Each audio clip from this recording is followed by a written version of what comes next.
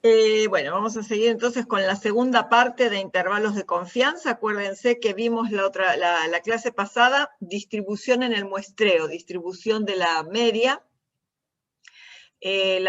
muestral como estimadora de la media poblacional, de la esperanza poblacional, y vimos que como podíamos tomar distintas muestras, los estadísticos eran variables aleatorias, que tomaban un valor particular según la muestra que uno tomaba.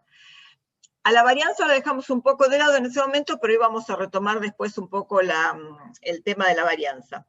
La cuestión es que hicimos toda la deducción del intervalo de confianza para la esperanza de una población normal cuando conocíamos, o sea, bajo el supuesto de que se conocía la varianza de la población sigma cuadrado o la desviación estándar sigma. Pero dijimos que en algún momento, que era el caso más real, cuando la varianza poblacional no se conoce, que íbamos a tener que arreglárnosla con un estimador. El problema era que ahí ya no podíamos usar la distribución de Gauss, porque si usábamos un estimador ya la distribución de la media no era gaussiana. Entonces hoy vamos a ver dos distribuciones, una encadenada a la otra, que nos van a permitir construir esos intervalos de confianza para mu cuando la varianza sea desconocida. Y también vamos a construir un intervalo de confianza para la varianza. Pero yo mientras sigo admitiendo. Entonces, bueno, vamos a empezar con la primera de las distribuciones que vamos a necesitar. Acuérdense que todo lo que vamos a empezar a ver ahora está focalizado en eso, en llegar a encontrar una distribución que nos permita un intervalo de confianza para mu con varianza desconocida y que una distribución que nos permita también un intervalo de confianza para la varianza de una normal. Entonces, vamos a ver la primera, que se llama distribución G cuadrado con parámetro n, que se dice tiene la distribución G cuadrado con n grados de libertad. Estos grados de libertad es el parámetro. Después vamos a hacer algo con los grados de libertad, a intuirlos. ¿Cómo se define la distribución G cuadrado? Se define como una suma de normales 0,1 independientes elevadas al cuadrado. Entonces, si uno tiene n normales 0,1 independientes elevadas al cuadrado sumadas, eso da una distribución, ¿sí? Una distribución G cuadrado con n grados de libertad. O sea, los grados de libertad a G cuadrado es la cantidad de sumandos que tenemos de normales z cuadrado. Que admito a alguien más. Esta es una letra griega que es medio parecida a la X nuestra, pero se llama G o Chi, los médicos le dicen Chi cuadrado.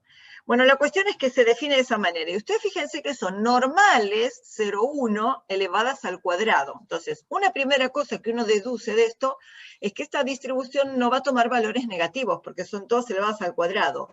Y si ustedes nos fijamos ahora en la función de densidad, no es muy distante de la gaussiana. Salvo por el hecho de que empieza en el 0, si ustedes lo ven, esto tranquilamente sería como, salvo que no tiene la cola, sería tranquilamente como una distribución, como una campana de Gauss, sobre todo desde la mitad hacia adelante, tiene una cola que tiende también asintóticamente a infinito, o sea que no es muy diferente de lo que puede ser la normal.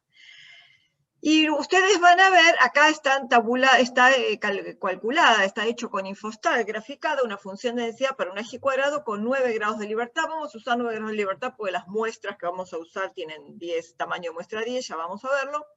Y fíjense que cuando ustedes van a aplicaciones didácticas en el Infostat y le piden funciones de densidad, una de ellas es la G cuadrado, le tienen que dar le tienen que poner el parámetro, los grados de libertad, y les dice si quieren graficar la probabilidad de un evento, y bueno, si le ponen, este evento es el área debajo de la curva a la derecha de este punto, que vale 5%. O sea que acá abajo, en esta área rosa, tienen el 5% del área total. Esta área se llama alfa, como siempre, y fíjense que el puntito la flechita indica este punto, que está sobre el eje de las abscisas, y se llama G cuadrado alfa n. Este numerito toma los nombres del nombre de la distribución, G cuadrado n, y se le agrega un área alfa, que es el área en la cola derecha. Entonces, G cuadrado alfa n es un punto tal que la probabilidad de que esta distribución G cuadrado n tome un valor mayor que él, esa área es alfa. O sea, lo que nosotros vemos en el gráfico está escrito estadísticamente de esta manera. ¿Ok? Bueno, acá les copié un pedacito de la tabla que ustedes tienen. Un pedacito de la tabla que ustedes tienen en las tablas impresas, bueno, no sé si las imprimieron, pero que las que están en el campus en formato PDF. Puntos críticos, G cuadrado alfa n de la distribución G cuadrado con n grados de libertad. ¿Dónde está el parámetro? Acá, en la primera columna. Acá se les muestro desde 1 hasta 15. Tienen dos hojas. La primera llega el parámetro desde 1 hasta 50 y en la segunda llega desde 51 hasta 100. Por eso tienen dos hojas. Y acá arriba tienen los valores de alfa de la cola derecha. Entonces, por ejemplo, qué sé yo, si tengo una G cuadrada, vamos a ver G acá, para deducir cuál es este punto. Esta es una G cuadrado con 9 grados de libertad que deja a su derecha un área de 0,05. Entonces vamos a 9 grados de libertad, 0,05, está por acá de este lado, 9, a ver, esperen, está re chiquito, espero que lo vean, 9,005 es 16,919, ven arriba el puntito rojo, 9,005, 16,919, es este puntito que está por acá. 16,919, ¿no? O sea, está entre 15 y 20. Bien, entonces así como buscarían algún valor en la tabla. Una cosa que vamos a ver acá es la demostración de cuál es la esperanza de la G cuadrado. En la diapositiva 53 les dice, la esperanza de una G cuadrado con n grados de libertad es n, el parámetro n. Sus grados de libertad son la esperanza. Y entonces vamos a ver ahora la demostración. La esperanza de la G cuadrado n es la esperanza de esto, ¿no? De esta suma de normales al cuadrado 0, 1 independientes y sumadas. Entonces es la esperanza de esto. Entonces acá volvemos siempre sobre la diapositiva de las propiedades de la esperanza y de la varianza. La esperanza de la suma es la suma de las esperanzas. O sea que acá ya aplicamos la esperanza de la suma. Y ahora fíjense, acá tenemos suma desde igual 1 hasta n de la esperanza de cada z sub i al cuadrado.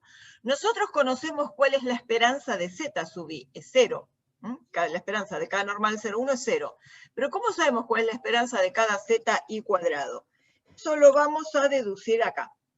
Acuérdense que cuando tienen la esperanza de una variable al cuadrado, ese valor se deduce de la fórmula de la varianza, porque en la varianza está la esperanza de la variable al cuadrado. Entonces, vamos a expresar cuánto vale la varianza de cada z sub i. Sabemos que vale 1 de acá, porque el desvío vale 1, la varianza vale 1, ¿no? Después vamos a usar el 1. Pero vamos a poner la varianza de z sub i en función de su fórmula. Es la esperanza de z i cuadrado menos la esperanza de z sub i todo al cuadrado. ¿Por qué llamamos z sub i? Porque para todas estas tienen la misma distribución. Entonces, todas las z sub i, las varianzas van a ser igual a esto. De acá vamos a despejar la esperanza de z i cuadrado, que es lo que tenemos acá. Este pasa sumando, entonces tenemos la varianza de z i más la esperanza de z i todo al cuadrado. La varianza de z i valía 1, y la esperanza de z sub i valía 0. Entonces tenemos 1 más 0 al cuadrado, o sea, 1. O sea que este 1 es este 1 que sumamos acá n veces, porque es la esperanza de cada z i cuadrado. Entonces, sumamos n veces el número 1, es n por 1, o sea, n. Con eso está demostrado cuánto vale la esperanza de la G cuadrado n. Una propiedad que tiene la diapositiva 54 es que si ustedes tienen dos G cuadrados, una con n1 grados de libertad y otra con n2 grados de libertad, y las suman, la suma de esas G cuadrado resulta tener una distribución G cuadrado cuyo parámetro es la suma de los parámetros de cada una, lo cual es obvio, tienen que ser independientes. Lo cual es obvio porque nosotros en esta tenemos n sub 1 normales z o z sub i elevadas al cuadrado. Y acá tenemos n2. Si las sumamos vamos a tener como términos sumados n1 más n2. Pero tienen que ser independientes, o sea, no tienen que tener una z que esté compartida por alguna de estas dos. Bien. Tiene que hay alguien en sala de espera. Ahí está. Bueno, de acuerdo, entonces, vimos la esperanza de la G cuadrado y la propiedad que tiene la diapositiva 54. Vamos a recordar, acuérdense que seguimos focalizados. Ya tenemos una distribución, ahora vamos en pos de la otra. X es normal mu sigma, y habíamos definido muestra aleatoria de X como la como una n-upla de variables x sub i, todas independientes y todas con la misma distribución de x. Esto lo vimos para cualquiera, pero ahora la vamos a ver en particular si esta x es normal, por lo tanto estas x tienen la misma distribución de esta, o sea, todas estas van a ser normales mu sigma y todas son independientes. Entonces, si xy es normal mu sigma por esta propiedad, porque todas las xy tienen la misma distribución de esta x, entonces puedo definir cada z sub i va a ser esta variable estandarizada, esta normal estandarizada. A cada xy le restamos mu y le dividimos por sigma. O sea, con esto vamos a tener z sub i que tienen distribución normal 0,1. O sea, si esta es una muestra aleatoria de esta x, las z sub i son normales 0,1. Entonces, eso nos lleva a ver qué distribución va a tener esta sumatoria n veces de cada xy menos mu sobre sigma elevado al cuadrado. Si yo tengo xy menos mu sobre sigma, que era normal 0,1 elevado al cuadrado y lo sumo n veces, eso por definición de la g cuadrado es una g cuadrado con n grados de libertad, ¿no? Porque acabamos de ver que estas son normales 0,1, entonces tengo la clásica definición de la g cuadrado, sumatoria de normales 0,1 independientes elevadas al cuadrado. Y lo de independientes lo tenemos acá, porque era una n-upla, era una muestra aleatoria. ¿Ok? Entonces, esta suma es una g cuadrado n. Después la vamos a usar de nuevo. Entonces, esperen, a ver. Vuelvo acá. Listo, esto lo vamos a usar después más adelante. Ahora vamos a ver lo que sigue. Lo que sigue es... Nosotros, acuérdense que acabamos de decir que nos habíamos dedicado mucho a la x barra, pero habíamos dejado un poco de lado a la s cuadrado, la varianza muestral. Ahora vamos a retomarla. Volvemos a la definición de muestra aleatoria. Esta ya se la saben. n-upla de variables con la misma distribución de x y todas independientes. La variable aleatoria s cuadrado, vamos a empezar a hablar sobre ella. S cuadrado es sigma cuadrado sombrero. Con la varianza muestral estimamos a la varianza poblacional. Bueno, con la desviación, sí, está bien. Con la varianza muestral estimamos a la varianza poblacional. S cuadrado es sigma cuadrado sombrero. Y ese cuadrado habíamos visto que calculábamos de esta manera. La definíamos así, como los desvíos de las x respecto de su media elevados al cuadrado para evitar los negativos dividido por n-1.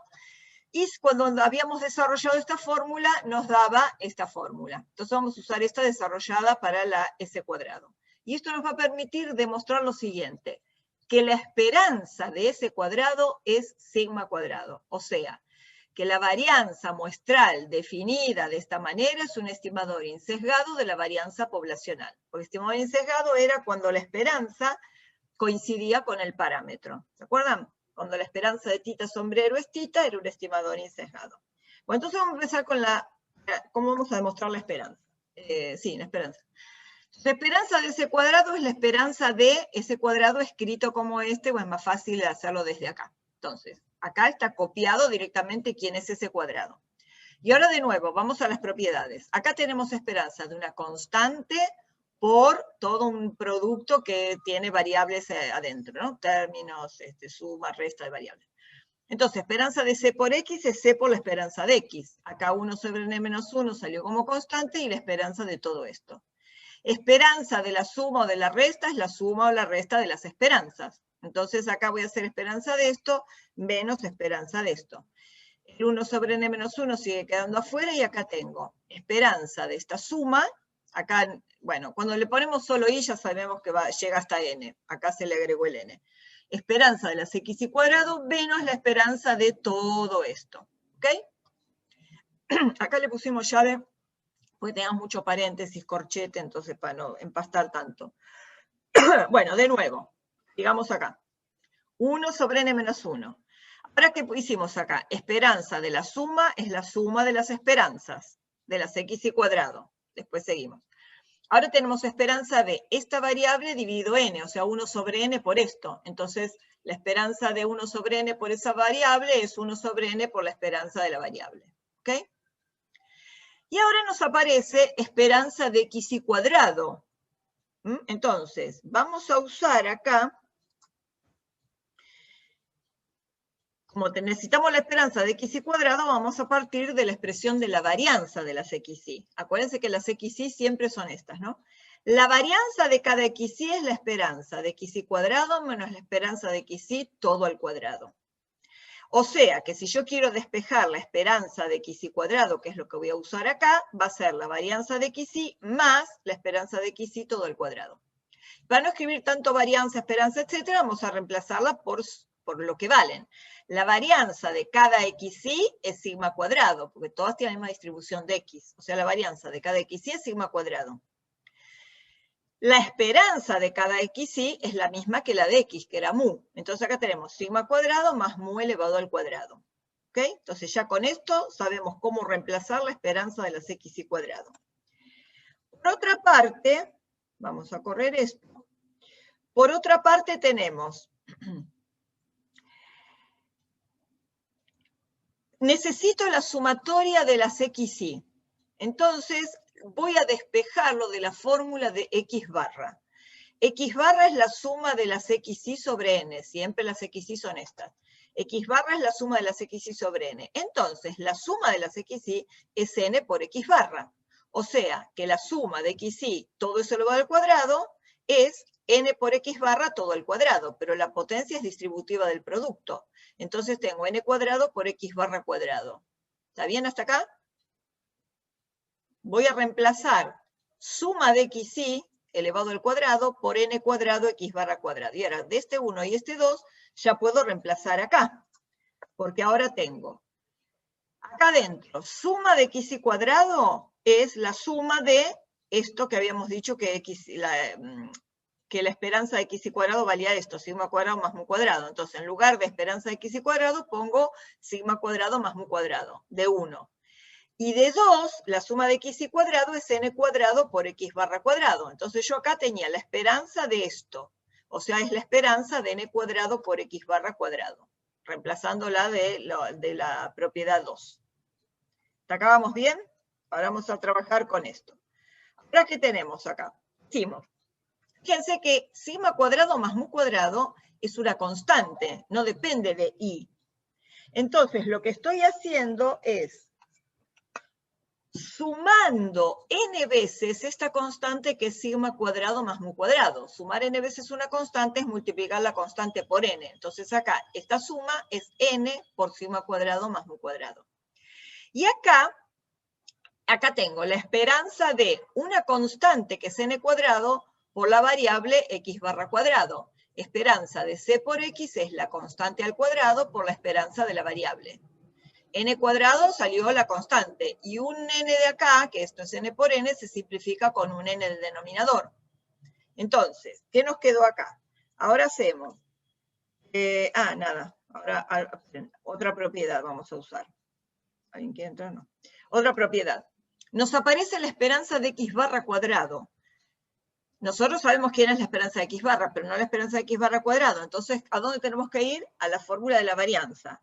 Varianza de x barra es esperanza de x barra cuadrado menos esperanza de x barra todo al cuadrado. Lo mismo que acá teníamos xy, ahora lo hacemos acá para x barra. Si despejo esperanza de x barra cuadrado es la varianza de x barra más la esperanza de x barra todo al cuadrado. ¿Y quién es la varianza de x barra? Sea cual sea x barra. ¿Se acuerda? Eso hicimos la deducción. Dedujimos que era sigma cuadrado sobre n. Entonces, la esperanza de x barra, la varianza de x barra es sigma cuadrado sobre n. Como la esperanza de x barra es mu, acá nos queda mu al cuadrado. Entonces, esto lo llamamos propiedad 3. Y ahora vamos a acá. N por n hago distributiva acá adentro. Entonces me quedó n sigma cuadrado más n por mu cuadrado. Y acá me quedó menos n por la esperanza de x barra cuadrado, que dijimos que era esto, sigma cuadrado sobre n más mu cuadrado, de la propiedad 3. Y ahora, ¿qué hacemos? Ahora hicimos distributiva acá. Menos n sigma cuadrado sobre n es menos sigma cuadrado. Menos n por mu cuadrado queda menos n mu cuadrado, que con este más n mu cuadrado se reducen, queda un 0. ¿Y acá qué quedó? Quedó 1 sobre n menos 1 por n sigma cuadrado menos sigma cuadrado. Y de acá, si saco factor común sigma cuadrado, me queda factor común de n menos 1. Entonces, convenientemente, como quedó factor común de n-1, este n-1 del numerador se simplifica con el n-1 del denominador. Y esto es igual a sigma cuadrado. Entonces, nosotros con esto demostramos que la esperanza de ese cuadrado es sigma cuadrado. O sea, que la varianza muestral construida de esta manera es un estimador insesgado de la varianza poblacional. Y fíjense que lo interesante de esto les justifica acá, por eso dentro de de las pocas demostraciones que damos, esta es una que sirve. ¿Por qué? Porque ustedes les demuestra claramente por qué uno divide por n-1 y no por n. Si nosotros para calcular ese cuadrado hubiéramos dividido por n, su esperanza hubiera sido sigma cuadrado por n-1 sobre n. Y entonces estamos subestimando la varianza, porque n-1 lo dividimos por n, es un poco menor que 1, y entonces esto hubiera dado más chico que sigma cuadrado. O sea, estaríamos estimando la varianza, pero por defecto. ¿Sí? n-1, sí, claro, va a dar un número menor que 1. Entonces, estaríamos estimando la varianza por defecto. En cambio, si uno divide por n-1, tenemos un estimador insesgado de la varianza, o sea, la esperanza va directo al parámetro que queremos estimar. Por eso es tan importante que ustedes calculen, cuando calculen la varianza, que dividan por n-1 y no por n. ¿De acuerdo? Bueno, este cuadrado es estimador insesgado de la varianza poblacional sigma cuadrado. Bueno, ya habíamos visto que si la x era normal mu sigma, si uno sumaba n veces xy menos mu sobre sigma elevado al cuadrado, era sumar normales era 1 al cuadrado y esto era una g cuadrado n. Y ahora dice, pero se pierde un grado de libertad si yo reemplazo mu por x barra. O sea, que esta variable, si yo en vez de mu le pongo x barra, eso tiene un grado de libertad menos. Y vamos a hacer ahora el ejemplito de lo que son los grados de libertad. ¿Qué es los grados de libertad? Supónganse que yo les digo que la media de una muestra de tamaño n me tiene que dar x barra. O sea, yo estoy estimando con una muestra de tamaño n un parámetro mu. Me tiene que dar un x barra determinado. Entonces doy un valor de x barra. Entonces, supónganse que les digo, ustedes invéntenme 10 datos, o sea, una muestra de tamaño 10. Invéntenme 10 datos cuya media de 5. ¿Está bien? Me tienen que inventar 10 datos cuya media es de 5. Entonces, empiecen a decir, a ver, díctenme números cuya media de 5. ¿Del 1 al 10? De lo que quieran. La media tiene que dar 5. Me tiene que dar 5 datos que la media es de 5. El otro día uno dijo 5, 5, 5, 10 veces, es cierto. Eso es una muestra particular que tiene varianza 0. Pero si la media tiene que dar 5, ¿qué me van a decir, por ejemplo? ¿Qué me van a decir? 5, 6, 4, 7, 3. Van a ir y venir de tal manera que la media de 5, ¿no? Entonces yo les pregunto, si me dicen 10, bueno, en algún punto van a tener que decir un 0 o algo. ¿Por qué? ¿Por qué tienen que ir y venir? ¿Me pueden inventar los 10 datos? Y no, hay que compensar. Bien. ¿Cuántos datos pueden inventar? ¿Cuántos grados de libertad tienen para inventar los datos? 5. 5 menos 1. No, Siempre voy a tener que borrarme uno para poder compensar al final. 10 datos, 10 datos. ¿Cuántos pueden inventar? 9, y uno voy a tener que obligatoriamente usarlo para compensar, ¿no? Exactamente, Pablo. 9 tienen total libertad para inventarlos. El último tiene que ser sí o sí 50 menos la suma de todos los anteriores, porque para que la media de 10 datos me dé 5, la suma tiene que dar 50. Entonces, ustedes tienen n-1 grados de libertad, cuando con n datos tienen que estimar un valor. Entonces, nos digo, estimar un valor, digamos, una media dada. Eso se llama como cantidad de dimensiones independientes para la estimación de un parámetro. Nosotros ahora, con n datos, queríamos estimar una media. Entonces teníamos n-1 grados de libertad. Después, según los modelos que tengamos, vamos a tener distintos grados de libertad y cada vez los vamos a ir analizando. Es un ejemplo medio burdo, pero es, digamos, lo más intuitivo que uno puede pensar en lo que serían los grados de libertad. Entonces, de hecho, si yo en vez de mu reemplazo por x barra, pierdo un grado de libertad y la g cuadrado tiene n-1 grados de libertad. Una cosa fundamental, muy importante que se van a tener que acordar, y se van a acordar porque la vamos a ver mucho, es que si la X era normal mu sigma y yo calculo varianza de muestras de tamaño n llamada S cuadrado, si a esas varianzas la multiplico por n-1 y la divido por sigma cuadrado, esa distribución es una G cuadrado con n-1 grados de libertad. ¿Por qué es importante? Desde ya les voy adelantando, la vamos a usar después. ¿Por qué les parece que puede ser importante esta distribución? ¿Qué tiene de importante para nosotros? Según lo que adelantamos de lo que íbamos a ver en este teórico. ¿Qué dijimos que íbamos a ver en el teórico? Intervalo de confianza para la esperanza cuando no se conocía sigma. ¿Y qué otra cosa íbamos a ver? Intervalo de confianza, perdón, para la esperanza, dije, ¿no? Y vamos a ver intervalo de confianza para la varianza.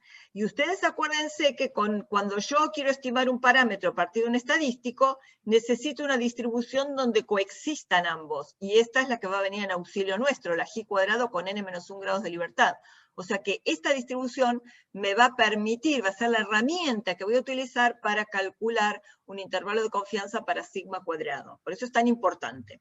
Entonces vamos a demostrar que realmente si yo hago S cuadrado por n-1 sobre sigma cuadrado es una G cuadrado con n-1 grados de libertad. Por eso recordemos cómo calculamos la varianza. La varianza S cuadrado es 1 sobre n-1 por, acá le ponemos la fórmula de la definición. La suma desde igual a 1 hasta n de las xy menos x barra elevados al cuadrado. Fíjense que le estoy definiendo no con x chiquita, x barra chiquita, sino grande. O sea, estoy dando la definición hipotética de ese cuadrado como variable aleatoria. Donde las xy son siempre esto, ¿no? Las n upla, o sea, la muestra aleatoria. Bien.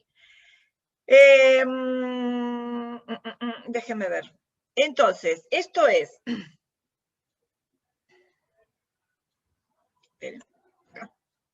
Me falta esto, las propiedades, algo me faltaba. La sumatoria de xy menos x barra sobre sigma elevado al cuadrado es una G cuadrado con n-1 grados de libertad. Y fíjense que yo acá tengo la suma desde igual 1 de xy menos x barra elevado al cuadrado. ¿Por qué? Fíjense acá lo que es lo siguiente. Acá lo que hicimos fue despejar este factor, suma de xy menos x barra cuadrado, despejarlo de acá. n-1 pasa multiplicando al otro miembro, ¿vieron? Lo que hicimos de acá hasta acá fue, o sea, en realidad técnicamente multiplicar ambos miembros por n-1. Si yo multiplico n-1 me queda por ese cuadrado. Si multiplico por n-1 acá se simplifica y me queda esta sumatoria. Entonces, de esta fórmula, n-1 por ese cuadrado es lo mismo que la sumatoria de xy menos x barra cuadrado. Y ahora vamos a ver algo más sobre esta sumatoria. Acuérdense que habíamos dicho esto, ¿no? Que la suma de igual 1 hasta n de xy menos x barra sobre sigma al cuadrado era una G cuadrado con n-1 grados de libertad. Era esto, ¿sí?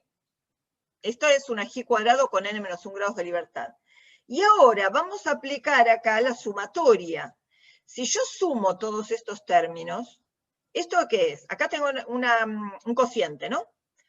La potencia es distributiva respecto del cociente. Entonces esto va a ser xy menos x barra cuadrado sobre sigma al cuadrado.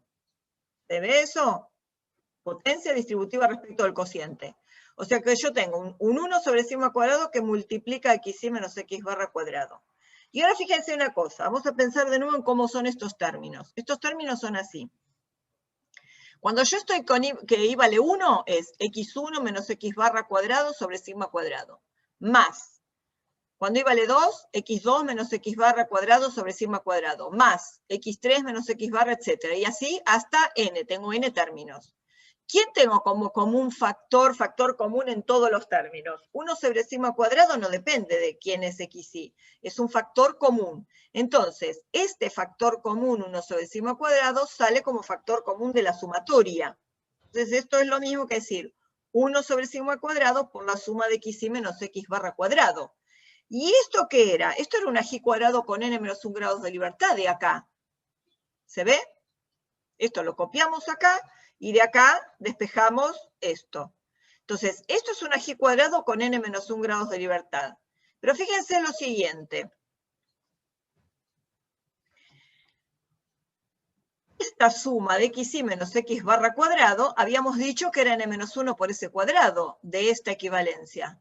¿Se acuerdan? De 2, la suma de xy menos x barra cuadrado era n-1 por s cuadrado. Entonces, si yo acá vengo acá y acá esta suma la reemplazo por n-1 por s cuadrado, ¿qué me queda? n-1 por s cuadrado sobre sigma cuadrado es una g cuadrado con n-1 grados de libertad. ¿Está bien? Es una demostración extraña, porque en realidad uno va y viene de las mismas fórmulas. Pero acuérdense que partimos de esta g cuadrado n-1 grados de libertad, donde en vez de mu le pusimos x barra, por eso tiene un grado de libertad menos. Y acá lo que hicimos fue despejar de la fórmula de la varianza y reemplazar esta sumatoria, después de despejar de acá, por n-1 por s cuadrado. O sea que n-1 por s cuadrado sobre sigma cuadrado es una g cuadrado con n-1 grados de libertad. Este es CQD con lo cual queda demostrado. Bien. Entonces, seguimos focalizados a ver qué pasa si yo no conozco la varianza. Necesitamos otra distribución nueva, que se llama T de Student con parámetro n grados de libertad. Esta T se llama distribución T de Student con n grados de libertad. Se define así. La T es, en el denominador, una z, una normal 0,1. En el denominador, la raíz cuadrada de una g cuadrado n sobre sus grados de libertad. Esta z y esta g cuadrado son independientes. ¿Está bien? Entonces, la T se define en el numerador, una z, en el denominador, la raíz cuadrada de una g cuadrado n sobre n. Y esta T tiene parámetro n. ¿Esta flecha qué quiere decir? Que la T recibe sus grados de libertad de la g cuadrado del denominador. ¿Ok? Si esta es n, esta va a ser una T con n grados de libertad. Entonces, fíjense que esto tiene en el numerador una z y en el denominador algo que es siempre positivo. O sea que la fórmula, función de densidad de esta T va a ser muy parecida a la de la z. Cuando la veamos, ustedes no se van a dar cuenta que es una z, que es una t en vez de una z, salvo por un detalle. Ahora vamos a ver. Esta es la función de densidad de la t. Es casi la misma que la z. Tiene esperanza 0, pero ¿qué característica tiene? Esta es una t con 9 grados de libertad porque vamos a trabajar con una muestra de tamaño 10 nada más. Y fíjense que la probabilidad del evento, el área rosada, es 5%, que es la suma de las dos colas. Entonces en cada cola tengo alfa sobre 2. ¿Por qué partimos así esta área? ¿Por qué la dibujamos así? Porque como yo voy a construir después un intervalo de confianza 1 menos alfa, con coeficiente 1 menos alfa, me interesa tener un área 1 menos alfa en el medio y alfa sobre 2 en cada cola simétricas respecto del 0. ¿Se acuerdan? Estimador, más menos, un valor de tabla, etcétera. Bueno, por eso particionamos así las áreas, las marcamos acá. La T está definida para muestras pequeñas en realidad. Y ahora vamos a ver una característica, que cuando el tamaño de la muestra tiende a infinito, la distribución, la función de densidad, o sea, cuando los grados de libertad de la T tienden a infinito, la T tiende a la Z, y lo vamos a ver bien en la tabla de la T después. ¿Cómo me doy cuenta de que esta, si ustedes, hay que mirar con mucho cuidado, pero lo vamos a indicar. ¿Ustedes se acuerdan en la Gauss? Cuando marcamos un área alfa sobre 2, que era el 5% en la suma de las dos colas. Decime, sí, Pablo. Perdón, toqué sin querer, pero bueno, es 1,96 lo que daba, un valor muy menor bien, a 2. No, muy bien, 1,96 era. Y acá fíjense, para dejar 5% me tengo que correr un poco más hacia las colas. ¿Qué quiere decir? Que las colas son más levantadas, que la T es un poco más chata, más aplanada que la Gauss, porque tiene más, las colas, para yo juntar un 5% me tengo que ir más lejos, o sea que son más levantadas. Este punto ahora lo vamos a calcular, en la normal era 1,96 y acá en la T con 9 grados de libertad es mayor que 2. Ahora lo vamos a calcular. Esperen que alguien quiere entrar. Bueno, entonces, ¿cómo escribo esta probabilidad? Fíjense que acá dice que este alfa, que es la suma de las dos colas, es la probabilidad de que en valor absoluto esta distribución T toma un valor mayor que T alfa sobre 2n. Fíjense de nuevo, la nomenclatura de este puntito. Tiene el nombre de la distribución T. tiene el parámetro n y tiene el área que deja en la cola derecha, alfa sobre 2. Este punto, como está simétrica respecto de 0, en vez del área de la cola derecha, se nombra el área de la cola izquierda, menos t alfa sobre 2n. Tiene el mismo valor absoluto que este, pero este es negativo. ¿Ok? Entonces, tenemos una distribución simétrica respecto de 0 y un valor que tiene en su nomenclatura el nombre de la distribución, los grados de libertad del parámetro y el área que deja en las colas. O sea que la probabilidad de que la t en valor absoluto sea mayor que este valor es alfa, y eso es lógico, ¿no? Porque todos los valores de la variable que estén a la derecha de esta t alfa sobre 2n tienen valor absoluto mayor que él, y todos los que estén a la izquierda de menos t alfa sobre 2n tienen valor absoluto mayor que t alfa sobre 2n. O sea que esa es la suma de las dos colas. Y también puedo escribir lo siguiente. La probabilidad de que en valor absoluto sea menor que este valor, esta área es 1 menos alfa, esta probabilidad, es la que tengo acá adentro, ¿no? Todos los que están acá adentro, entre este y este, tienen valor absoluto menor que t alfa sobre 2n. Y puedo escribirlo mejor todavía, que la probabilidad de que la variable t tome un valor que esté entre menos t alfa sobre 2n y t alfa sobre 2n, esa probabilidad es esta que está acá en el medio, 1 menos alfa. ¿Por qué la escribimos así? Porque después me va a ayudar al intervalo de confianza. Después vamos a ver bien cómo lo armamos. Acá tienen una tabla de T de Student, como tienen el PDF en el campus. Esta es de una sola cola. Esta tiene tabulado un área alfa a la derecha. Y acá el puntito se lo llama T alfa n. ¿Ven? Acá T alfa sobre 2 porque está distribuidas las áreas de esta manera. Acá se lo llama T alfa n porque los que están acá son los puntos que dejan un área alfa a la derecha, en la cola derecha. Si la T tiene estos grados de libertad. Acá está entre 1 y 20. ¿Se entiende? Si tienen alguna duda, no van a tener dudas. Tienen marcada la cola derecha y acá dice tabla de una cola, así que no hay problema. Bueno, entonces... Profe, Sí, dale. ¿no es alfa dividido 2 o alfa solo? Bueno, alfa sobre 2, bien la pregunta. Alfa sobre 2 es una nomenclatura.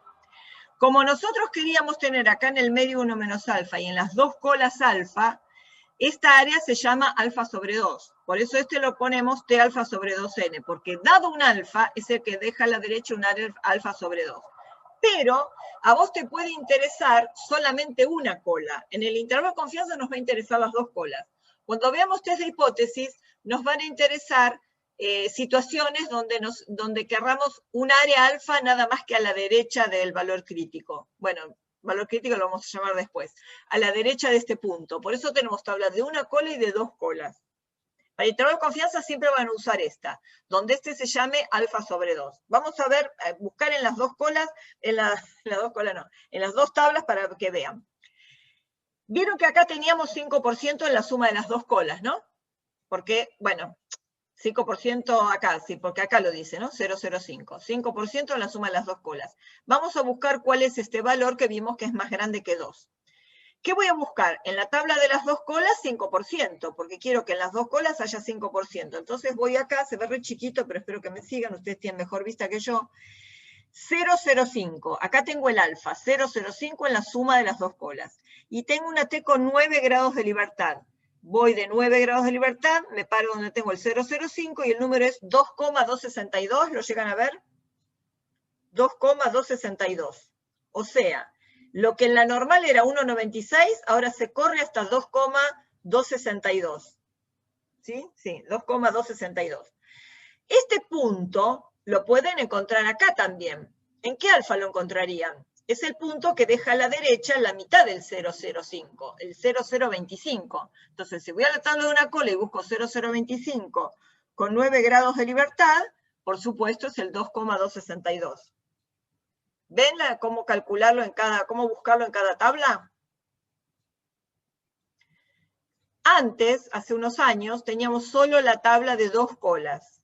Entonces, si uno quería una cola, tenía que calcular cuánto había en las dos colas. Bueno, había que hacer un cálculo y se hacían tanto lío que dijimos, bueno, vamos a imprimirles tablas de dos colas y de una cola, si ya saben más fácil lo que tienen que buscar.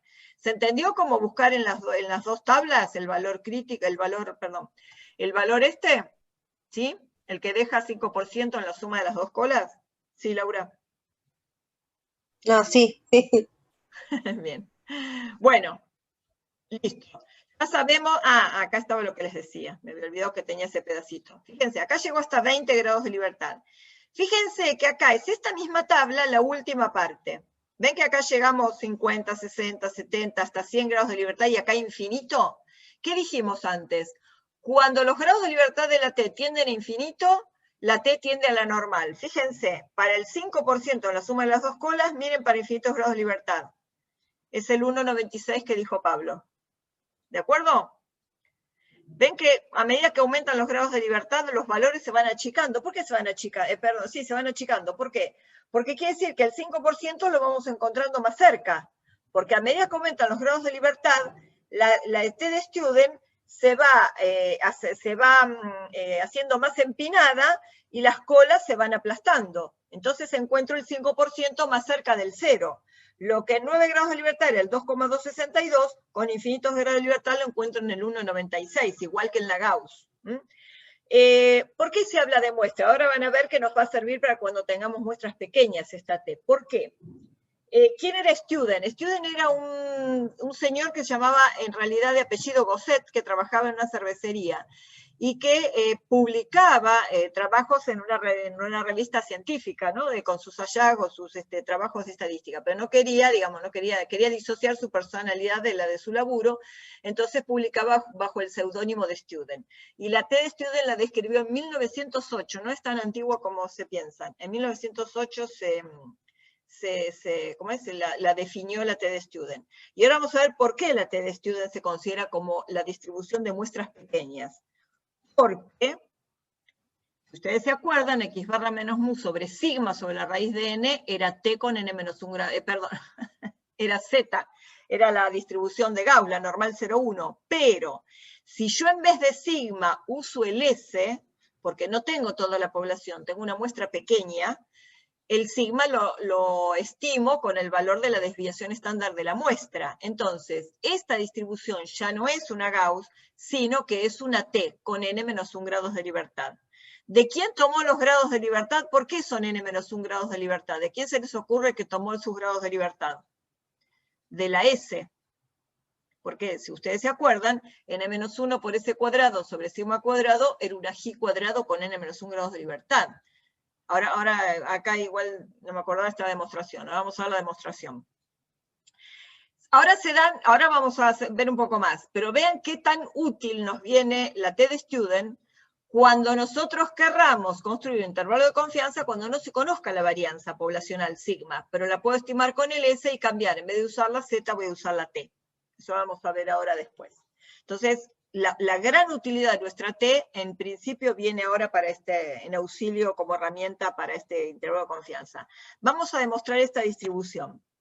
La x barra menos mu sobre sigma sobre raíz de n era normal 0,1. La T se define en el numerador una z, en el denominador una g cuadrado. Nosotros lo definimos por una g cuadrado n. Bueno, también puede ser una g cuadrado n menos 1 y dividido por sus grados de libertad. Y es una T con n menos 1 grados de libertad. Vuelvo a la diapositiva donde definimos acá. En el numerador era una z, en el denominador una g cuadrado n sobre sus grados de libertad. ¿Ok? Si en vez de ser n, esto es n menos 1, esta será una t n menos 1, que es lo que les pusimos acá. Perdón. No me responde la flechita.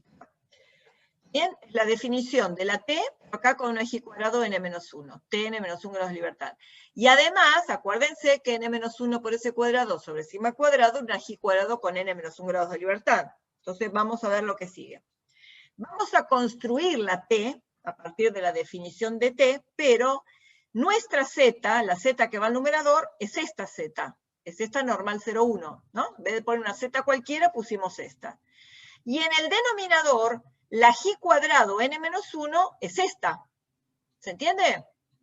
Pusimos la z que nos interesa y la g cuadrado que nos interesa. Y esto está dividido por n menos 1. ¿Está bien? ¿Se dan cuenta de dónde vamos, no? Bien. Entonces ahora vamos a reordenar esto un poco. La t esta es, ¿qué hicimos acá? Lo que hicimos acá es lo más fácil. Este n menos 1 de este numerador se simplifica con este n menos 1 del denominador. ¿Qué nos quedó? Acá acá está reordenado. En el numerador queda x barra menos mu por raíz de n, porque ese es el denominador del denominador, es lo mismo que está en el numerador. Entonces nos queda este x barra menos mu por esta raíz de n. Este sigma va acá al denominador. Y acá al simplificarse el n-1 quedó adentro de la raíz s cuadrado sobre sigma cuadrado. Ahora, la raíz es distributiva respecto del cociente también. Entonces va a ser raíz de s cuadrado y acá va a quedar raíz de sigma cuadrado. Y raíz de sigma cuadrado es sigma. Se simplifica con este sigma de acá. Entonces, ¿qué quedó acá? X barra menos mu raíz de n sobre raíz de s cuadrado. Y ahora esta raíz de n que la mandamos del denominador al numerador, del denominador al numerador, mandémosla de vuelta al denominador del denominador para escribirla como estamos acostumbrados a verla. Entonces, x barra menos mu sobre s sobre la raíz de n, acá a la raíz de s cuadrado la calculamos como s, veníamos de que todo esto era una t con n menos 1 grados de libertad, o sea que demostramos realmente esto. Que podemos, si no tenemos para estandarizar el sigma y transformarlo en normal 0,1, lo estandarizamos dividiendo por s, entonces va a ser una t con n menos 1 grados de libertad. ¿Está bien? ¿Vamos bien? Entonces, ahora sí ya tenemos todas las herramientas para poder construir un intervalo de confianza para la esperanza de la normal cuando no conocemos la varianza poblacional. Lo tienen las diapositivas 70 a 82, todo esto. Bueno, la X es normal mu sigma y queremos este intervalo de confianza. Bueno, empezamos con probabilidad porque todavía no tomamos la muestra, ¿no? Queremos tener una probabilidad 1 menos alfa grande, acuérdense, entre 0,90 y 0,99, clásicamente 0,95, probabilidad de que mu, el parámetro desconocido que queremos estimar, esté entre el límite inferior y el límite superior que dependen de la muestra. De nuevo, preguntas. 2 preguntas nos hacíamos. ¿Cuál es la primera? La primera era ¿con quién estimamos al parámetro? Y la respuesta es que mu sombrero es x barra. ¿Cuál era la segunda pregunta? Pensar al estimador como variable aleatoria y cuál era la distribución o en qué distribución intervenía, idealmente que en esa distribución estuvieran el estimador y el parámetro. ¿Esa quién es? X barra es normal mu sigma sobre la raíz de n. Dentro de los parámetros está el parámetro que queremos estimar, ¿no? Bien. O sea que si uno estandariza x barra menos mu sobre sigma sobre raíz de n es normal 0,1, pero de nuevo no conocemos sigma, entonces en vez de sigma ponemos s. Y en vez de normal 0,1 es una t con n menos 1 grados de libertad. ¿Ok? Bien. Entonces, ¿qué seguía ahora? Ya sabemos que en esta distribución la t conviven x barra y mu. Entonces, el siguiente paso es dibujar esa función de densidad de la t con el área 1 menos alfa que queremos, esta área acá en el medio 1 menos alfa, alfa en la suma de las dos colas, alfa sobre 2 en cada cola, marcar cómo se llaman estos puntos, t alfa sobre 2, ahora n-1, porque ahora ya estamos en una t con n-1 grados de libertad. Y este será menos t alfa sobre 2 n-1. Entonces, ¿cómo escribo esta área 1 menos alfa? 1 menos alfa es la probabilidad de que esta t, que tiene n-1 grados de libertad, se encuentre entre menos t alfa sobre 2 n-1 y t alfa sobre 2 n-1. Y esa área es 1 menos alfa. Esto que está acá es esta probabilidad que leemos ahí. ¿Y ahora qué sigue? Si yo quiero llegar a la fórmula del intervalo de confianza. Ahora lo que sigue es reemplazar esta t por quién es la t que me interesa en mi modelo, en mi problema. Y la t que me interesa es esta. Entonces, donde acá decía t, voy a poner esto. X barra menos mu sobre s sobre la raíz de n. La única diferencia es que acá puse quién era la t. Y ahora no vamos a hacer todos los pasos porque ya los vimos antes. Los vimos cuando dedujimos con varianza conocida. ¿Qué cambió ahora? Que en vez de sigma tengo una s y que en vez del valor de z tengo el valor de la t. Entonces, ¿qué hacíamos? Hacíamos varios pasos. Multiplicábamos los 3 miembros por s sobre la raíz de n. Después a todos le restábamos x barra. Después nos quedaba menos mu. Multiplicábamos todo por menos 1. Quedaban los sentidos de la desigualdad cambiados. Y después reordenábamos todo. Entonces, De todos esos pasitos, nos va a quedar probabilidad 1 menos alfa de que x barra menos el valor de tabla t alfa sobre 2 en el menos 1 por s sobre la raíz de n, menor que mu, menor que x barra, más lo mismo. Bueno, de nuevo, acá antes teníamos z alfa sobre 2, ahora tenemos el de la t. Acá teníamos sigma, ahora tenemos el s. Y acá todavía es probabilidad, porque todavía tenemos algo fijo y algo aleatorio. ¿Quién es lo fijo? Lo fijo básicamente es el parámetro desconocido. Y, bueno, además el valor de tabla y el tamaño de la muestra. ¿Y qué es lo aleatorio? Antes lo único aleatorio era el x barra, porque el sigma era un parámetro. Ahora, lo aleatorio es el x barra y el s. El s es variable aleatoria. Que cuando nosotros tomemos la muestra y x barra grande se convierte en una x barra chiquita y s grande se convierte en una s chiquita, acá ya no podemos poner más probabilidad, sino que va a ir confianza. Entonces, una vez que yo pueda calcular esto va a ser mu y estos van a ser dos números, voy a tener una confianza 1 menos alfa de que estos números contienen al verdadero valor de mu. Y esto, por supuesto, se llama la aproximación. El valor de tabla por el error estándar, ahora estimado, de la media. ¿Ok? Esto es la aproximación con todo lo que implica, ¿no? Que vimos de la aproximación. La única forma de disminuir la longitud del intervalo es aumentar el tamaño de muestra, sin que sufra la confianza ni la variable intrínsecamente con su variabilidad, que ahora va a ser S. Y acá, si ustedes se acuerdan, cuando dedujimos, ¿se acuerdan la fórmula tamaño de muestra para estimar a mu con un intervalo de confianza de una longitud dada, una aproximación dada?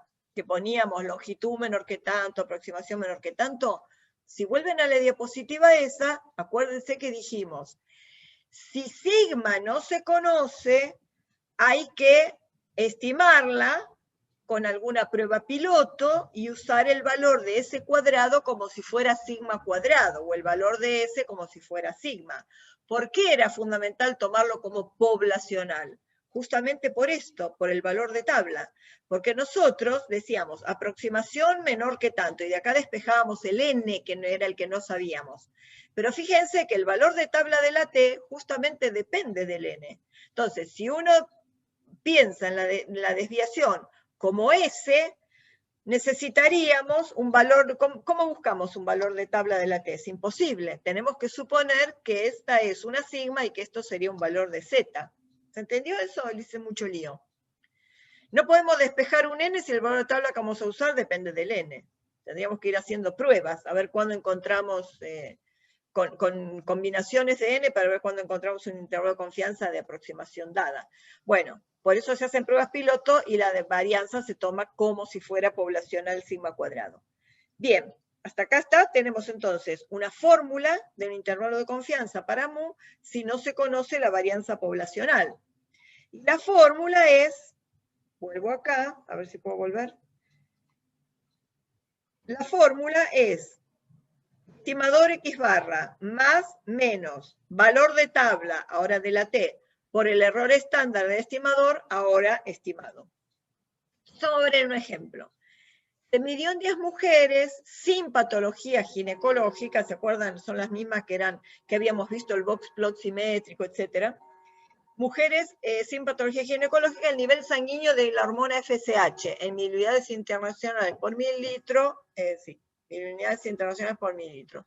La media fue de 6,69, la media de la muestra. Y el desvío resultó 2,95.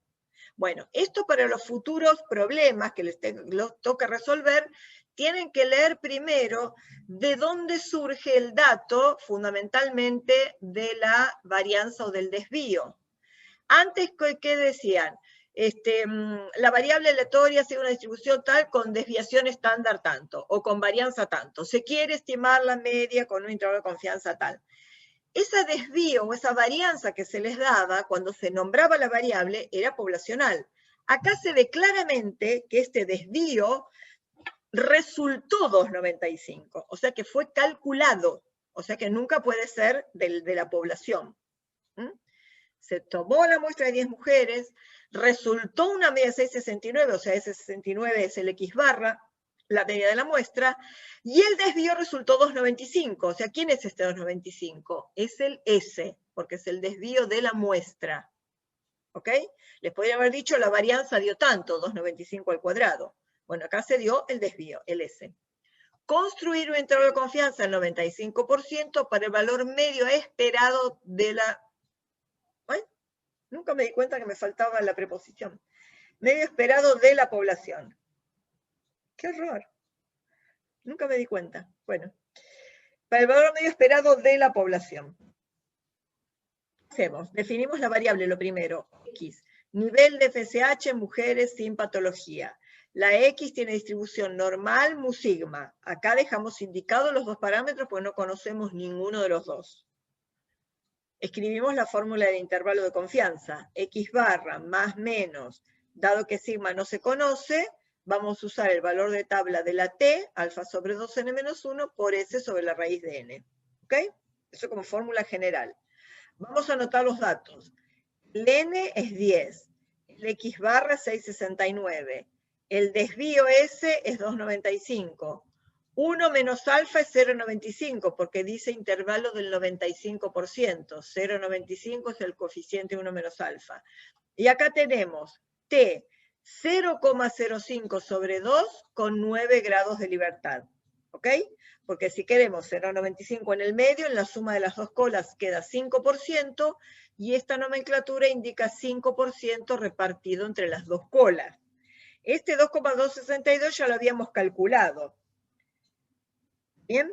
Sé que calculamos antes. 5%, tabla de dos colas, 9 grados de libertad. Y creo que les puse acá cómo calcularlo en el Infostat.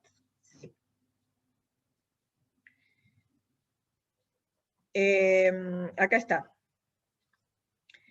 ¿Se acuerdan? Calculador de probabilidades y cuantiles. Ponen la T de student.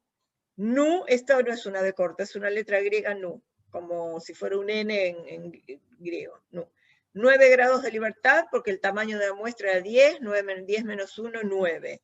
Y acá, ojo, ¿qué tienen que ponerle? ¿Ven que dice probabilidad de que X mayor que X? Si acá y acá tengo el 5%, en cada cola tengo 0,025. Entonces acá le ponen 0,025, calcular. Cuando lo calculan, acá por supuesto va a quedar vacío porque es la probabilidad del punto, y acá les va a calcular el área complementaria 0,975, acuérdense que estas dos suman 1 porque acá es mayor y acá menor o igual, y acá les aparece el valor de X, 2,262 efectivamente. ¿Ok? Entonces, X barra 669 más menos valor de tabla por el S sobre la raíz de n. La aproximación esta dio 2,11 y cuando hacen el más menos, confianza de que mu esté entre 4,58, 6,69 menos 2,11 es 4,58, 6,69 más 2,11 es 8,80. Entonces tengo una confianza del 95% de que, decime, Aileen, tengo una confianza del 95% de que el verdadero valor de mu desconocido está entre 4,58 y 8,80. ¿Ok? Conviene siempre que el intervalo de confianza lo expresen así, porque esta forma de expresarlo es mucho más útil que esto. Esto no se sabe qué es. Esto sí me dice cuál es el parámetro que estoy estimando, con qué confianza y los extremos. ¿Ok? Bueno. Este gráfico lo vimos la otra vez. Este gráfico es el mismo que les mostré otra vez. Y la otra vez les dije, una cosa que les debería llamar la atención acá es que los intervalos tienen distintas longitudes. Porque fíjense que las longitudes dependen del valor de S, porque acá se muestreaba desde ese mismo de antes. Era la FSH, se muestraba desde una normal con esperanza 6 y desviación estándar 3, o sea que los S se calculaban, ¿no? Se calculaban en forma aleatoria. Déjenme volver, a ver si puedo volver. Acá. Las longitudes del intervalo dependen de S, ¿ven? Este es un valor igual para todos los intervalos, y el N también, porque todos eran muestras de tamaño 10.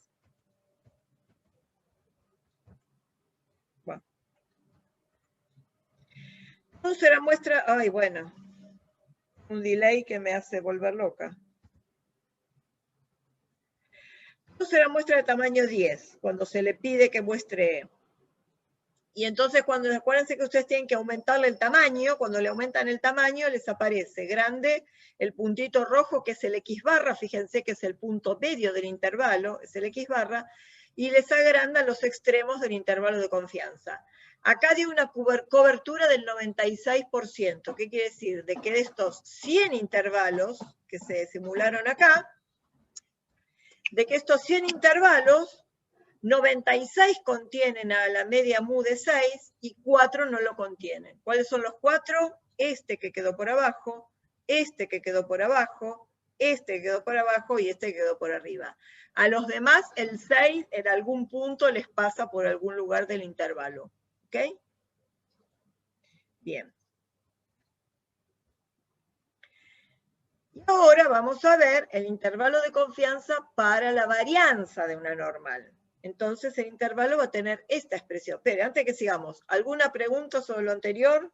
¿Todo bien? Esperen que alguien quiere entrar. No. No, me equivoqué. Bueno, entonces el intervalo de confianza para la varianza tendrá esta forma. Probabilidad de que sigma cuadrado esté entre dos límites que por ahora son aleatorios, construidos a partir de la muestra, y esa probabilidad tiene que ser 1 menos alfa. De nuevo, las dos preguntas. ¿Cuál es la primera? ¿Con quién estimamos a sigma cuadrado? ¿Quién es sigma cuadrado sombrero? Y sigma cuadrado sombrero es el S cuadrado, la varianza muestral. Segunda pregunta, ¿en qué distribución conviven el parámetro y su estimador S cuadrado? Y nosotros ahora ya sabemos cuál es la respuesta. Era la G cuadrado, porque sabíamos que si la X era normal mu sigma, S cuadrado, varianza de muestras de tamaño n, multiplicado por sus grados de libertad n-1 y dividido por la varianza, es una G cuadrado con n-1 grados de libertad. Es lo que vimos unas diapositivas atrás. Entonces ya sabemos una distribución donde coexisten los dos, parámetro y estimador. Entonces, ¿qué es lo que sigue? Dibujamos esa distribución. La G cuadrado con n-1 grados de libertad. Como vamos a muestra de tamaño 10, es una G cuadrado 9. Entonces, esta G cuadrado tiene marcado. Fíjense que, ¿se acuerdan que vimos que la esperanza era el parámetro 9? N, o sea que acá es 9. Y fíjense que acá tenemos el 5 y acá el 10, y la mayor densidad de probabilidad está alrededor del 9. El centro de gravedad de esta distribución es el 9, la esperanza, los grados de libertad. Acá arbitrariamente se eligió un área 1 menos alfa, y acá no tenemos dos colas simétricas. Acá tenemos una cola alfa sobre 2 y una pseudo cola del otro lado que se marca también en alfa sobre 2, para que acá en el medio quede un área 1 menos alfa. ¿Cuál es la nomenclatura de los valores de tabla de las abscisas estas? El nombre de la distribución, G cuadrado, los grados de libertad n-1 y el valor del área que deja esto a la derecha, alfa sobre 2. ¿Cuál es este? Este es el que deja alfa sobre 2 a la izquierda, pero no podemos poner un menos, porque esta distribución empieza en el 0. Entonces, como los valores que siempre se tabulan en la G cuadrado son los de la cola derecha, acá también se pone el área a la derecha. Nombre de la distribución, G cuadrado, grados de libertad n-1. Si a la izquierda tengo un área alfa sobre 2, a la derecha tengo 1 menos alfa sobre 2, el área complementaria. Por eso este valor se llama G cuadrado 1 menos alfa sobre 2 n-1. Entonces, ¿qué es lo que sigue? Mirando ese gráfico, lo que tengo que escribir ahora es esta probabilidad. ¿Qué es esta probabilidad? Probabilidad 1 menos alfa de que una G cuadrado con n-1 grado de libertad esté entre este punto y este punto. Es lo que está escrito acá. Probabilidad de que una G cuadrado de n-1 esté entre estos dos puntos, esa probabilidad es 1 menos alfa. Es lo que se lee acá, escrito a nomenclatura de probabilidad. ¿Y ahora qué hago para seguir con la demostración? Pongo a esta G cuadrado n-1 en función de mi modelo. ¿Cuál es mi modelo? Esta es la G cuadrado n-1 que me interesa. La distribución donde están el parámetro y su estimador. Entonces, en vez de G cuadrado n-1, pongo esto, que es lo que va en el siguiente paso. n-1 por ese cuadrado sobre sigma cuadrado. ¿Y ahora qué hacen? Ahora, ¿cómo hago? Tengo que llegar desde acá hasta acá. Necesito tener a sigma cuadrado en el numerador. Bueno, podemos seguir acá distintos pasos. Uno sería hacer todas las inversas, las recíprocas, y después multiplicar todo por n-1 ese cuadrado. O dividir primero todo por n-1 ese cuadrado y después la inversa. Bueno, acá no me acuerdo qué. Acá hicimos primero la recíproca. Hicimos todo 1 sobre este valor de tabla, 1 sobre esto, se invierten, y 1 sobre esto. Por supuesto que cuando yo hago la recíproca o inversa, lo que acá era menor ahora pasa a ser mayor. Si tienen alguna duda, piensen en un ejemplo sencillo, que yo, si 4 es mayor que 2, un cuarto es menor que un medio. ¿Okay? Entonces, se invierte todo, se invierte en el sentido de la desigualdad. ¿Y ahora qué tengo que hacer para quedarme con sigma cuadrado? Multiplicar los tres miembros por n-1 por ese cuadrado. Entonces, cuando multiplico los tres, en los extremos me queda multiplicado, ¿no? n-1 ese cuadrado. Y en el del medio se simplificó. Entonces me queda esto mayor que sigma cuadrado mayor que esto. ¿Y ahora qué se hace? Se reordena para ir de menor a mayor. Entonces, reordenamos y ya transformamos probabilidad en confianza. ¿Por qué? Porque reordenamos, esto va a la izquierda, menor que esto, y a la vez, en vez de ese cuadrado mayúscula, pusimos ese cuadrado minúscula, o sea, ya reemplazar por el valor de la muestra. Por eso se reemplazó probabilidad con confianza. Fíjense que nos queda un intervalo, que ahora no podemos poner ese cuadrado más menos, porque ahora ni ese cuadrado es el punto medio, ni tenemos un más menos, porque no hay un valor negativo. El más menos lo podíamos hacer cuando teníamos una distribución que era simétrica respecto de 0. Sin embargo, la fórmula que parece así tan choclo no es tan complicada. Miren, muy fácil de acordarse. En el numerador vamos a tener n-1 por ese cuadrado como acá, queda en el numerador. En el denominador van los valores de tabla. Tenemos uno más chico y uno más grande. Este dibujo sí lo tienen que acordarse cómo se hace, ¿no? Y las nomenclaturas. Este límite tiene que ser el inferior. Con lo cual, de estos dos, va a tener que estar dividido por el más grande, por g cuadrado alfa sobre 2 n-1. Este que va a ser el límite superior, de estos dos valores de tabla que van al denominador, va a estar dividido por el más chico. O sea que va a ser el límite mayor. ¿De acuerdo? Y después lo expresamos así, confianza de que sigma cuadrado es tener estos dos valores, 1 menos alfa. Vamos a resolver un ejemplo.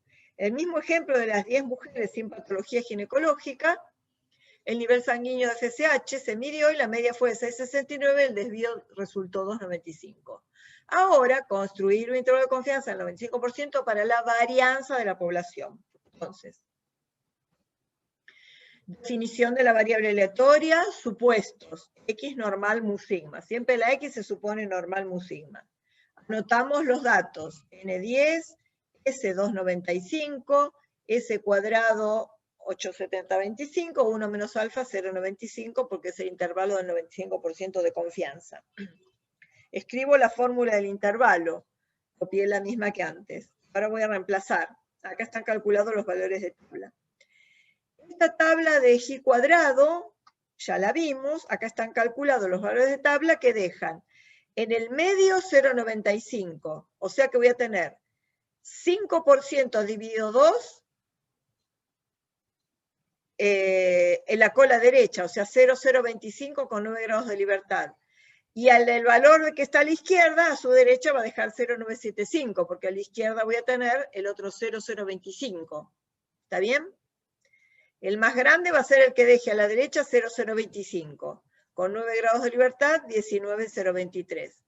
Y el que deja a la izquierda 0,025, deja a la derecha 0,975. 0,975 con 9 grados de libertad, 2,7. ¿Está bien? Acá está calculado con probabilidades y cuantiles del Infostat. Entonces ahí van.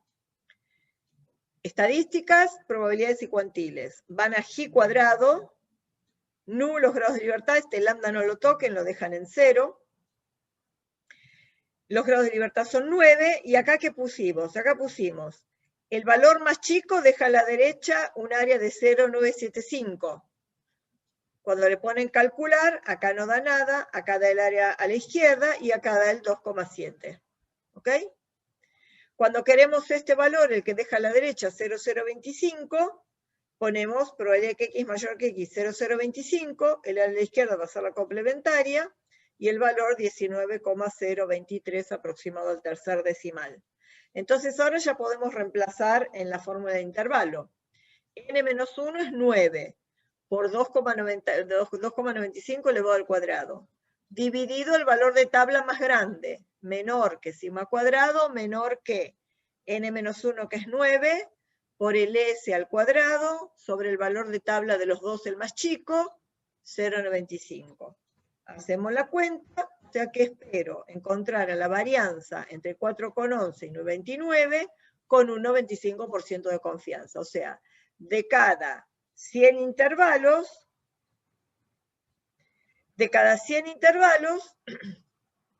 95 van a contener el valor de sigma cuadrado, 5% en promedio no lo va a contener. Nunca sabremos cuál es este, ¿no? Bien. Y si queríamos un intervalo de confianza para la desviación estándar, vamos raíz cuadrada en los tres miembros. Entonces voy a tener un intervalo de confianza para sigma en vez de para sigma cuadrado. ¿Está bien? Bueno. Presentación terminada. Y son las... está bien, tenemos tiempo de sobra. Entonces, a ver, ¿quieren hacer alguna consulta, duda? Vamos a hacer un ejemplo con el Infostat. Profesora, yo me quedé con la duda del último problema. Sí.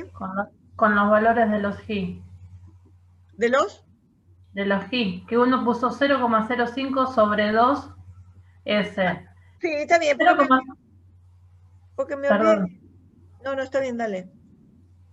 0,05, ¿no sería el total de... Sí. O sea, el total de las dos colas? Claro, lo que pasa es que acá, como el área a la derecha, acá sí tendrías que dividirlo en realidad. Acá podrías poner, en vez de 0,05 sobre 2, podrías poner 0,025. 0,025. ¿Ah? ¿Se entendió? Okay. Sí. ¿No? Porque vos querés, mira, estamos en este ejemplo, espera, voy a donde dibujamos la curva. Déjame ver. Ay, no. Se me tildó. Bueno. Lo quise apurar y se me tildó, ahora se puso todo blanco. Bueno, lo digo en palabras mientras. Acordate que nosotros habíamos dibujado en la G cuadrado, en el medio, 1 menos alfa. Nuestro 1 menos alfa acá es 0,95. En la suma de las dos colas, o sea, en la cola y en la pseudo cola, sí. Acá está, teníamos alfa sobre 2 en cada cola. Entonces, si acá es 1 menos alfa, 0,95, alfa para repartir entre las dos colas es el 5%. O sea que en la cola derecha queda 5% dividido 2, o sea 0,025. Y acá nos queda el otro 0,025. Pero como en la tabla está tabulado el área a la derecha, 1 menos 0,025 es 0,975. Por eso buscamos el que deja a la derecha 0,975.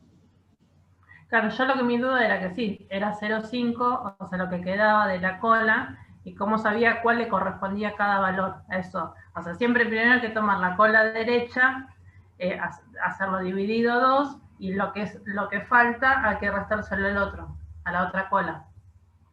Siempre claro. Es así, siempre es primero tener en cuenta la cola derecha y después se saca la cola izquierda. Es lo mismo.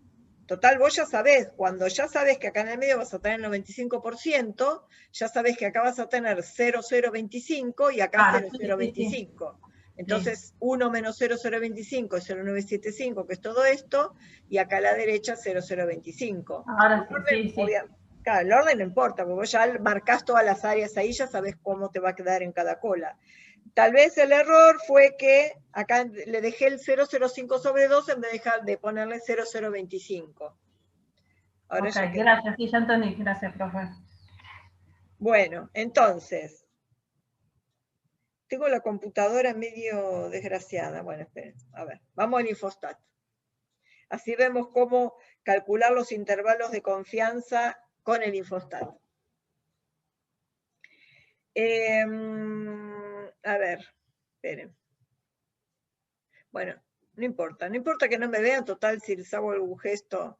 Vamos a hacer los intervalos de confianza acá. ¿Todos ven le estoy compartiendo pantalla? ¿Ven la pantalla? Sí. Y sí, te ves vos y se ve la pantalla, profe. ¿A ustedes me ven? Bueno, la grabación no va a salir, no importa. Mientras ustedes me vean es suficiente. Bueno, la cosa, les cuento cómo era esto. Esto creo que lo tienen en el campus, ¿no? Que se llama ejercicio para exploratorio. Si no lo tienen, avísenme que se los subo, así lo pueden practicar.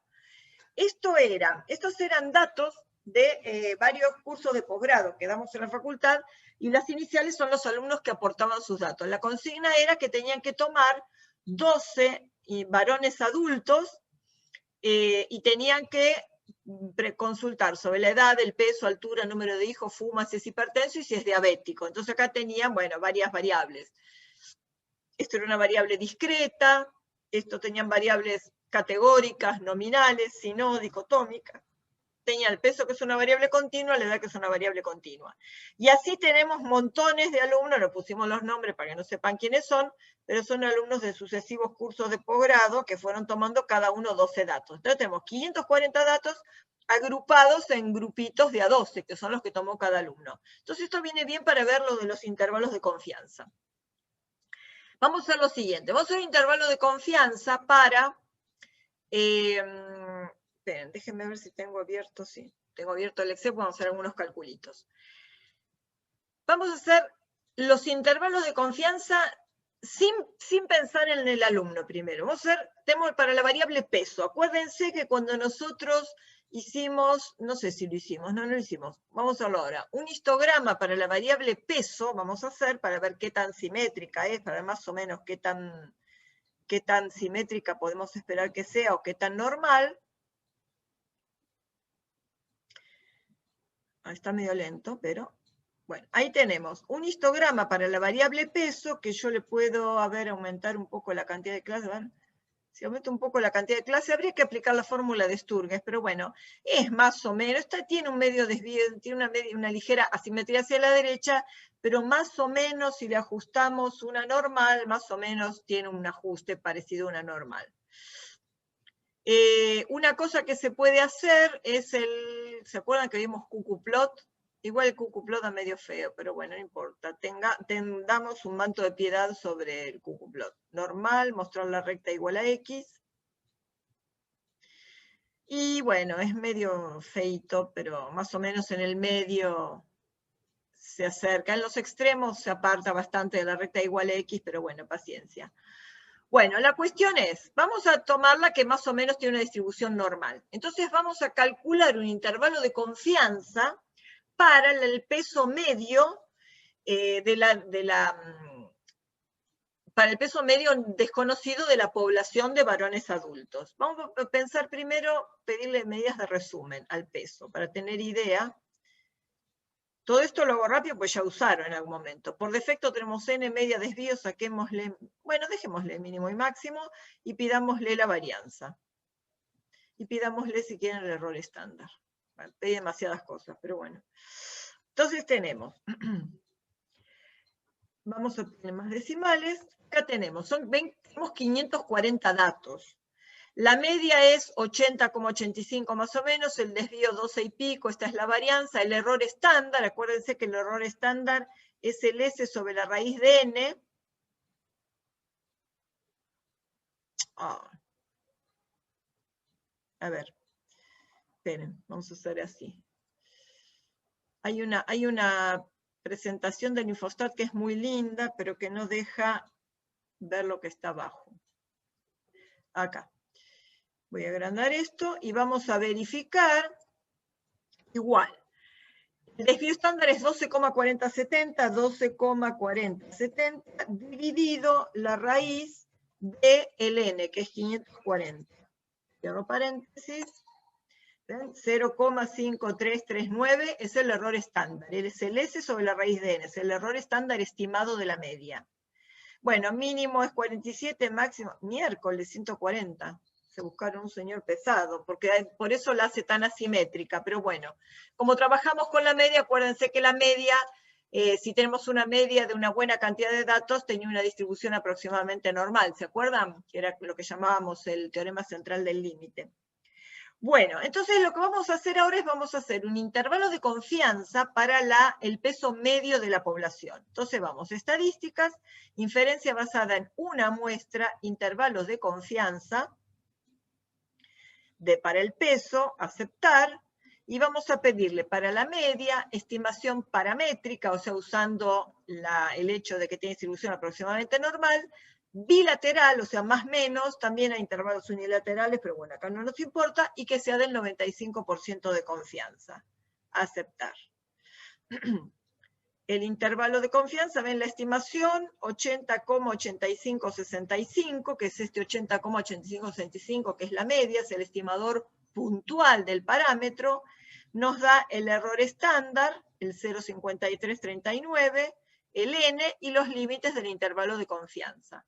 ¿Qué longitud tiene este intervalo de confianza? Igual, 81,9053 menos 79,8077.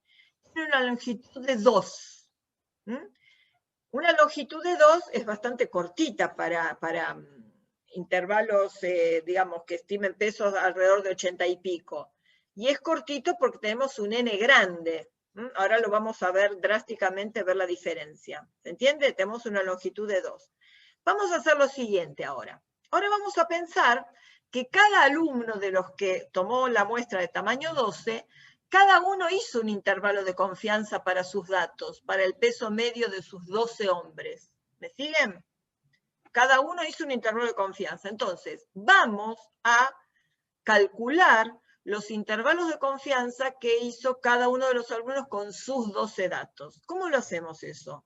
En estadísticas, inferencia basada en una muestra, intervalos de confianza, el peso ya nos quedó, pero ahora viene en auxilio nuestro las particiones, porque vamos a particionar por cada uno de los alumnos que hizo la toma de muestra. Ven que tenemos un montón, AC, AG, etc. Donde había algunos repetidos le pusimos 13, alguna cosa para diferenciarlos, ¿no? Para que lo diferencie como cantidad la cantidad total de alumnos, que ¿cuántos serían? Serían 540 dividido 12, porque cada uno tomó 12 datos, eran 45 alumnos. Entonces acá tenemos 45 alumnos que tomaron datos. Entonces particionamos por alumno y vamos a tener 45 intervalos de confianza para el peso medio.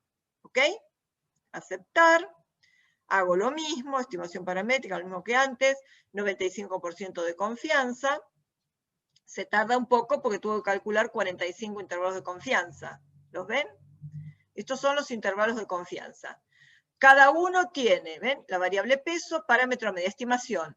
Miren las estimaciones, 83, 77, 73, 75, etc. Algunas, 92, probablemente el que le dio una media de 92, capaz que era justo el que tenía el señor que pesaba 140. 90, sí, es muy probable que el que tenga una media de 92 sea justo el que pesaba. Después, si ustedes tienen la base de datos, tómense el trabajo de buscar, ¿dónde está el 92? Lo perdí. Acá. JL seguramente es el que tenía el señor que pesaba 140, por eso de una media tan grande. Bueno, entonces, ¿cómo hacemos? Ahora vamos a comparar las longitudes de los intervalos. El otro intervalo de confianza está calculado sobre 540 datos. Esto está calculado sobre 12 datos. Podemos hacer para cada uno la diferencia. Vamos a hacer una cosa mejor. Este es un resultado. Si ustedes se fijan en resultados, acá tiene una grillita con un punto arriba, dice generar tablas de datos a partir de las tablas de los resultados. Si hacen clic ahí, todos esos resultados los va a pasar a una base de datos. Se toma su tiempo. Tiene copiado todo acá. Acá está la base de datos. ¿Ven? Tenemos el alumno, la variable, el parámetro. Bueno, la mayoría de esas no nos interesa, pero ver algunas que nos van a interesar. Una cosa interesante es que, miren lo siguiente. Ven que si yo agrando esto, ¿dónde puso los números? Los puso alineados a la izquierda. ¿Sí? Y si los puso alineados a la izquierda, fíjense que si yo me paro acá, o cualquier límite de intervalo, me paro acá y pongo botón derecho, tipo de dato, ¿ven que le puso categoría? Por eso automáticamente, como en el Excel, cuando ustedes ponen un nombre o algo, automáticamente se los alinea a la izquierda de la celda, salvo que lo hayan centrado, ¿no? Bueno, los alineó a la izquierda porque tomó como categoría. Entonces a nosotros no nos interesa como categoría, necesitamos que sean números. Entonces, todos los que sean números, que son la media, el error estándar, el n y los límites, vamos a pintar todos y vamos a ponerle botón derecho, tipo de dato. Y queremos que sea el dato que sea un entero, perdón, no un entero, un dato real, con decimales y todo, que sean números reales. Si quieren hacer preguntas, me interrumpen y me preguntan, ¿eh? Entonces, dice, usted quiere transformar una variable categórica en numérica y da algunas opciones. Asignar números consecutivos, no me interesa. Asignar números comenzando con 1, no interesa. Transformar las categorías con símbolos numéricos a números, eso es lo que quiero. Lo que tiene forma de número, que sea un número, que lo tome como número y no como categoría. Y mismo criterio para todas las variables, obviamente. Entonces démosle aceptar y miren lo que hace. ¿Qué hizo? Cada una de todas las columnas, ahora sí las alineó automáticamente a la derecha, a todas les puso por defecto 2 decimales. Entonces, 2 decimales está bien, salvo el n que no me interesa, voy a bajarle los decimales con esta grillita, disminuir, hasta que dé entero. Dejó dejó filas en el medio, pero no interesa porque están vacías, no es necesario que se las saquemos. Todas tienen tamaño 12, obviamente, todos eran muestras de tamaño 12, y ahora vamos a hacer lo siguiente. Bueno, cada uno tiene la estimación de la media y el error estándar. Bueno, vamos a hacer lo siguiente, vamos a calcular para todos los 45 intervalos de tamaño 12, vamos a calcularles la longitud. Entonces, ¿cómo hago eso? Eso lo puedo hacer con una fórmula. Entonces vamos a datos, fórmulas. Y voy a calcular una nueva variable que sea la longitud. Entonces acuérdense que para que haga un cálculo, creo que alguna vez lo dijimos, tengo primero que darle el nombre y ponerle un igual. Entonces, por ejemplo, longitud. Longitud igual. Las operaciones, el igual, el por, todas las ponen rojito. Longitud igual. ¿Y qué voy a hacer? La longitud va a ser el límite superior, fíjense que cuando hago un clic automáticamente la paso acá, menos del teclado o menos de acá, límite inferior, calcular. Y me creó una nueva variable que se llama longitud. Fíjense las longitudes, 13, 7, 10, 9, 18, 11, etcétera. ¿Ven? Las voy pasando. 6,29, la más cortita. Fíjense, no es casual, fíjense que una de las más cortas, 6 y pico, sean aquellas que tienen el error estándar más chico, ¿lo ven? Miren este de 15, tiene un error estándar de 3,41, miren este, JL, justo, el que tenía seguro el peso de 140, tiene un error estándar de 4,85, la longitud dio 21. El error estándar de 4,72, la longitud dio 20. ¿Ven que la longitud depende del error estándar? Vamos a ver una cosa interesante. ¿Se ve? ¿Se ve esto? Error estándar grande, longitud grande. ¿Por qué la longitud depende del error estándar? Tengo que minimizar. Voy de nuevo a la fórmula. Acá. 2 veces la aproximación es la longitud. Fíjense lo siguiente. La longitud está dada por 2, por el valor de tabla, sobre la raíz de n, multiplicada por la desviación estándar.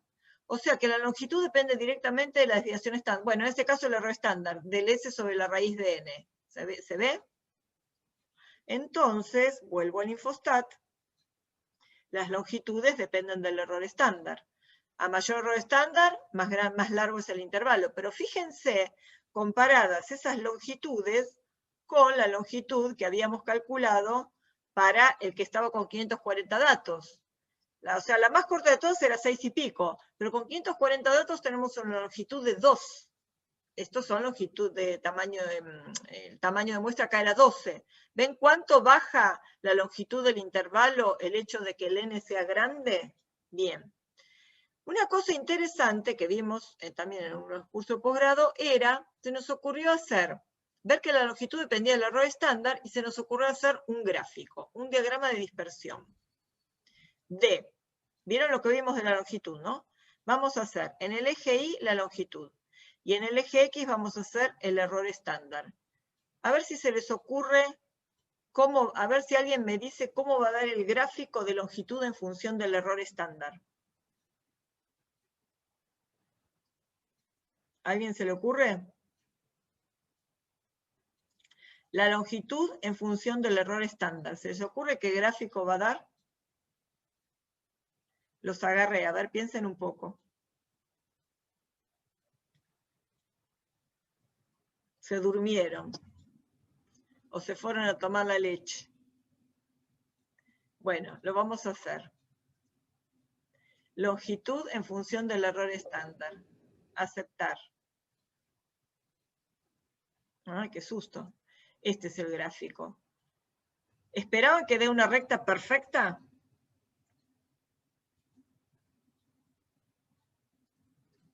Digan sí o no, aunque sea. Se fueron, bueno. Dejaron el icono y se fueron. Bueno, no importa, les quedará grabado, algún día lo mirarán. Entonces, vamos a hacer una cosa. El eje X lo vamos a empezar en 0 y el eje Y lo vamos a empezar en 0. Da una recta proporcional. O sea, proporcional quiere decir cuando una variable es proporcional a la otra es una constante multiplicada por la otra. Es una recta con ordenada al origen 0. ¿Por qué? Ven que si yo prolongo esto llega al 0. Si se fijan en la fórmula, podemos hasta calcular cuánto va a ser la pendiente de esta recta. Bueno, voy a minimizar. Y voy a volver acá. La longitud, dale Nadia, decime. No, se me activó sin querer, profe. Ah, bueno, está bien. Yo tampoco, que no se durmieron. Estamos, profe, estamos asimilando de a poco. Bien, ok. Bueno, entonces, da una recta perfecta, porque fíjense, la longitud es 2 por el valor de tabla por S sobre la raíz de n. Si yo hago esa longitud en función del error estándar, me va a dar una recta perfecta donde la pendiente va a ser el valor de tabla multiplicado por 2. ¿Se dan cuenta? Longitud es igual a 2 por valor de tabla por S o por el error estándar. Entonces, la pendiente de esa recta, si ustedes la calculan, ahora la vamos a calcular. Ah, eso no se me ocurrió el otro día. ¿Cuál es el valor de tabla? El valor de tabla es la T, estadísticas, probabilidades y cuantiles. Déjenme darme el gusto, no me van a dar bola, pero no importa, yo me doy el gusto. La T. Los tamaños de muestra eran 12, los grados de libertad son 11. Y el valor de tabla deja en la cola derecha 0,025. 0,025. El valor de tabla es 2,2. ¿Sí? 2,2. Y 2,2 igual 2,2 por 2, porque dijimos que era 4,4. ¿Sí? 4,4. Voy a cerrar acá. La pendiente de esta recta tiene que ser 4,4. Y les voy adelantando algo. Estadísticas. Vamos a hacer regresión lineal. No, esperen. Acá no. Acá no, acá no, acá no. Cierro. Voy a esta base de datos. La de longitud. No. ¿Dónde está? Esperen. Tengo que ir a donde habíamos calculado la longitud. Ventanas. Intervalos de confianza. Acá, longitud. Tengo que estar en esta base de datos. Voy a hacer, ajustar la recta, que lo vamos a ver en el último práctico, se los voy adelantando ahora para que se entusiasmen. Estadísticas, regresión lineal. Longitud en función del error estándar. La recta dijimos que me tiene que dar pendiente 4,4, ¿no? Aceptar. Vamos a ir a la tabla y les voy a mostrar la tabla. Acá está, ¿ven? 4,4. Exacto. ¿Vieron por qué? La constante es prácticamente 0. 7,7 por 10 a la menos 5. ¿Vieron que era justo 0? Miren, acá está de nuevo. Si al eje X lo hacemos empezar en 0 y al eje Y lo hacemos empezar en 0, si esta recta la prolongamos, llega justo casi a 0. Y la pendiente nos dio 4,4. Era justo el cálculo que hicimos. ¿Por qué nos dio 4,4? Nos dio 4,4 porque era, déjenme minimizar porque no me aparece el Excel, porque era 2,2, que era el valor de tabla, para calcular el intervalo de confianza, era T alfa sobre 2, N-1, T 0,05 sobre 2, 11, porque era muestra de tamaño 12, y multiplicado por 2, porque la aproximación multiplicada por 2 es la longitud. Entonces la pendiente era lógico que dé exactamente 4,4. No es ningún hallazgo para la ciencia, pero es interesante verlo. Lo pueden resolver. Después fíjense en el campus, si alguno tiene ganas de hacerlo, o yo me fijo, si no está, se los voy a subir, que se llama ejercicio para exploratorio. Y con esto pueden